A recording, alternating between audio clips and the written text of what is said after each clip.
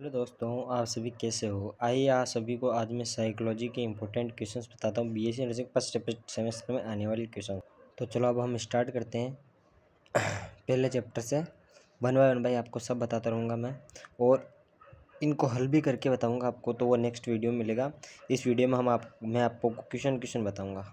Okay दोस्तों, तो चलिए अपन स्टार्ट करते हैं। ये चैप्टर 1 है जिसमें इंट्रोडक्शन है। इसमें पहले तो डेफिनेशन बतानी है साइकोलॉजी की, फिर मेथड्स बताने हैं साइकोलॉजी की। जो भी मेथड है आपको कॉलेज में करवाया गया होगा। ब्रांचेज या स्कोप, दोनों में से मतलब ब्रांचेज या स्कोप कुछ भी कहो, वो दोनों होती है। अप्लाइड और प्योर जो होती है, उसके अंदर बताना है दोनों को। प्योर क्या है, अप्लाइड क्या है, दोनों की डेफिनेशन भी देना बहुत ज़रूरी है, इससे अपने नंबर नहीं कटते हैं। सेकेंड यूनिट है। सेकेंड यूनिट में MCQ, तो चांस है क्योंकि ब्रेन और न्यूरॉन से ज़्यादा MCQ ही बनते हैं। और बॉडी माइंड रिलेशनशिप के बारे में एजुकेशन पूछ लेते हैं। 5 नंबर का सेंसिटिव डिफेंस और हेरिडिटी क्वेश्चन बहुत बार पूछा गया है दोस्तों। उन्हें एनवायरनमेंट भी आप लिख लेना इसके अंदर। Unit 3 mental health and mental hygiene. तो क्वेश्चन ही बताता है कि मेंटल हेल्थ और मेंटल हाइजीन्स दोनों की डेफिनेशन लिखना ज़रूरी है।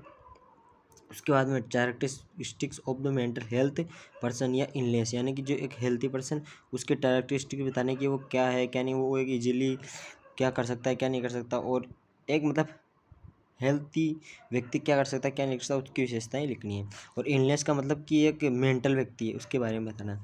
मेंटल हेल्थ मेंटल हाइजीन की तस्वीर। प्रिवेंशन बताना है, जो 3 फेज होते हैं वो।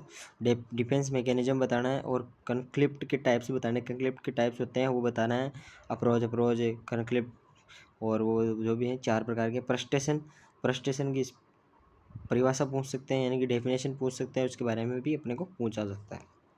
डेवलपमेंटल साइकोलॉजी ज़्यादा नंबर का क्वेश्चन नहीं आएगा इसमें, 4 नंबर का मान लो, इससे ज़्यादा नहीं आएगा।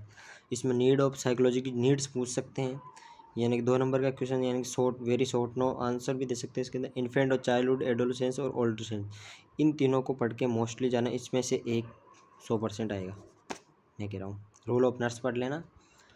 आगे आ गया पर्सनैलिटी की डेफिनेशन देनी है, और फिर क्लासिफिकेशन ऑफ पर्सनैलिटी। 4-5 क्लासिफिकेशन है। हिपोक्रेटस, क्रेट्समर, जंग, हैंस, इसी प्रकार की 4-5 है। और असिस्मेंट, यानी कि इंटरव्यू मेथड। असिस्मेंट जो मेथड होते हैं, इंटरव्यू, ऑब्जर्वेशंस, जो भी मेथड से 4 प्रकार के हैं, वो भी इसी के अंदर अपने को लिखना है। Cognitive process, very important unit है दोस्तों, कोग्निटिव प्रोसेस। इसमें MCQ, इसी शॉर्ट और लॉन्ग आंसर भी आ सकता है इसके अंदर से। इसके अंदर पहले डेफिनेशन जाएगी, इंटेलिजेंस के बारे में पढ़ लेना, लर्निंग पढ़ लेना, एप्टीट्यूड, मेमोरी की तो फैक्टर पैटिंग भी पढ़ना, परसेप्शन पढ़ लेना, परसेप्शन के फैक्टर भी आ सकते हैं। परसेप्शन 4 फेज होते हैं, वो जो भी बताना। IQ बताना, IQ नॉर्मल IQ कितना होता है आप सभी को पता है, 90 से 110 होता है नॉर्मल IQ। भारत में तो आप सभी को पता है कि किसका, मतलब विश्व में ही मान लो किसका सबसे ज़्यादा IQ है, तो आप सभी को पता है कौटिल्य का होता है। इंटेलिजेंसी, फैक्टर पैटिंग, मेमोरी बतानी, और थिंकिंग के टाइप्स बताने, और थिंकिंग बतानी। मोटिवेशन में एक बात मैं आपको 100% अभी बता देता हूँ, मेरी से स्टाम्प लिखवा लो। 100% थ्योरी आनी है, क्योंकि पूरे साइकोलॉजी के अंदर कहीं भी थ्योरीज नहीं है। तो पिक्स है कि इस बार थ्योरीज मोटिवेशन किया, तो मोटिवेशन की थ्योरी जाने पे, पिछली बार लर्निंग की भी थ्योरी थी, तो इस दोनों में से निर्भर रहता है कि कोई एक थ्योरी आएगी, बल्कि अब की बार तो मोटिवेशन की थ्योरी है, लर्निंग की थ्योरी तो हटा दी गई है। तो इसकी डेफिनेशन, इमोशन बताना है, एटीट्यूड बताना है, स्टेज की परिभाषा भी याद कर लेना। साइकोलॉजिकल असेसमेंट जो नए चैप्टर हैं 2, 8 और 9, 2 चैप्टर नए आए हैं, इसमें से ज़्यादा क्वेश्चन नहीं आएंगे, ज़्यादा से 4 नंबर 5 नंबर के क्वेश्चन लास्ट आएंगे, इसमें ज़्यादा नंबर नहीं। साइकोलॉजिकल असेसमेंट में रूल पढ़ लेना, चार्ट असेसमेंट टाइप्स पढ़ लेना। सॉफ्ट स्किल में डेफिनेशन, IPR, और यही पढ़ने MCQ आएंगे।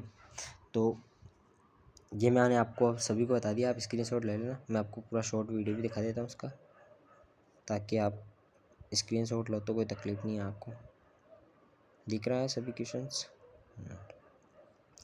अब एक विनती मैं आप सभी से करना चाहता हूँ, मैं आप सभी के लिए इतनी मेहनत कर रहा हूँ, तो मेरे YouTube चैनल को सब्सक्राइब करना बनता है।